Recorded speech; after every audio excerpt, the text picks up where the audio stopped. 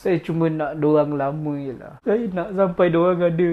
Tapi Tiga Hajat adalah sebuah filem terbaru daripada KRU Studios dan rasa lama dah kita tak dapat filem-filem KRU ni kan. Kali ni dia bergabung dengan Astro Show untuk buat satu filem yang saya rasa dia sangat-sangat underrated lah. Filem Tiga Hajat ni mengisahkan tentang macam mana si anak ni nak kembalikan hubungan balik dengan ayahnya yang setelah sekian lama tak berjumpa, tetapi terdapat konflik di tengah-tengahnya disebabkan oleh konflik yang lampau. So itu adalah basically premise filem ni lah. I have a mixed feelings about it. Okay, apa yang saya suka pasal filem ni adalah, pertama sekali saya suka dia punya storyline. It's quite simple. Selalu orang kita lah, saya banyak lah dapat komen macam ada plot twist tak ni apa semua. Not every cerita perlukan plot twist, dan this filem membuktikan yang tak ada plot twist tapi dia engaging. Dia adalah satu filem tentang redemption seorang ayah dan juga redemption seorang anak ni. Si ayah ni yang dilakukan oleh Iman Manan, dia punya raut wajah dia tu, dia punya percakapan, the speech yang dia lontarkan apa semua sangat-sangat menyentuh hati saya. Dia dah buat banyak salah dan dia menyesal. Kita dapat rasa tau. Dan si anak ni pula menyaksikan trauma apa yang jadi pada keluarga dia yang melibatkan dengan ayah dia. So, the konflik antara ayah dengan anak ni, aku tak nak jumpa kau memang dan juga kau berambus di hidup aku. Dia macam tu. Saya sebagai anak, kita perasan yang diorang dah tak ada tenaga macam dulu. Dengan saya masa tu tengah mencuba untuk terima kenyataan je lah. Apa yang jadi kepada ayahnya dalam filem ni, keadaan dia adalah sama seperti apa yang jadi dengan ayah saya. So saya boleh relate. Saya cuma nak diorang lama je lah. Saya nak sampai diorang ada, sampai saya berjaya. Tapi maaf.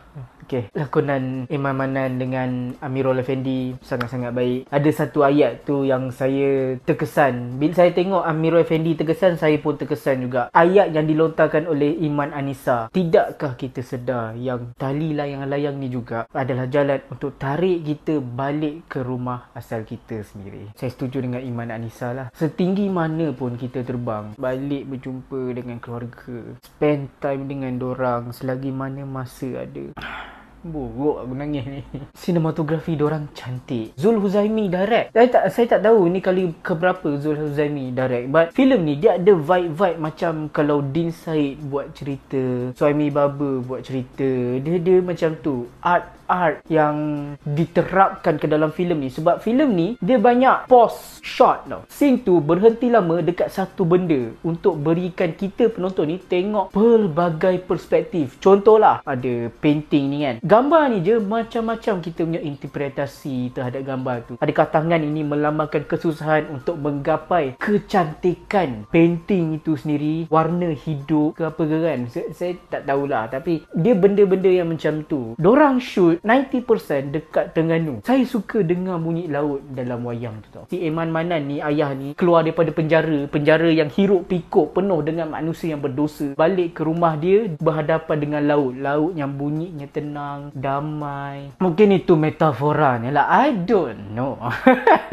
Zul Huzaimi sendiri berlakon, dia mengarah, dia berlakon juga. Tapi Zul Huzaimi dia kira macam come and go. Itu yang saya tak berapa nak connect. Pak muncul, pak hilang. Pak muncul, pak hilang. Cuma yang saya tak berapa suka atau berkenan adalah runtime dia. Ya, kita nampak perhubungan anak dengan ayah ni memang sangat-sangat tegang. Tapi nak connectkan balik antara ni terlampau lama. Saya ingatkan the conflict akan berlaku seperti mana scene terakhir filem ni. Tapi no, itu adalah literally scene terakhir dan saya tak suka ending dia. Saya rasa macam rush. Okay, we are off budget, kita perlu habiskan, done. But overall, I enjoy it. Itulah dia saya punya review dan tanggapan untuk filem Tiga Hajat. Rating saya bagi sebanyak 6/10 bintang. Filem ni pun dah lama dah keluar. Maaf, sorry lambat review. Kalau korang nak tengok, cuba korang komen dekat bawah apa perasaan korang, apa review korang, berapa rating korang. Sentiasa support lokal kita. Abang Poponggas, jadilah penonton yang setia. Terima kasih.